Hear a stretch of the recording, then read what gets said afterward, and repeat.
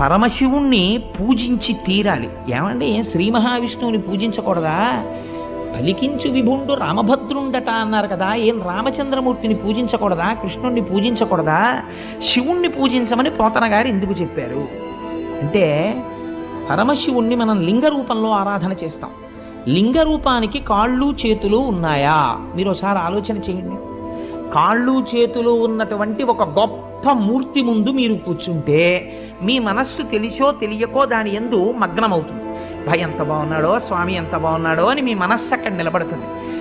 కాళ్ళు చేతులు లేవు, అలాగని రూపం లేకుండా లేదు. రూపము ఉంది, రూపము లేదు. లింగానికి కాళ్ళు చేతులు ఎక్కడున్నాయి? కాళ్ళు చేతులు లేవు. పోనీ అసలు రూపం లేదంటావా? ఏదో ఒక రూపం ఉంది శివలింగానికి. కాబట్టి ఇప్పుడు ఏమైంది? రూపము లేదు, రూపమున్నది. అరూపరూపి. అరూపరూపి అయినటువంటి లింగమును ఆరాధన చెయ్యాలంటే మీరు సాధన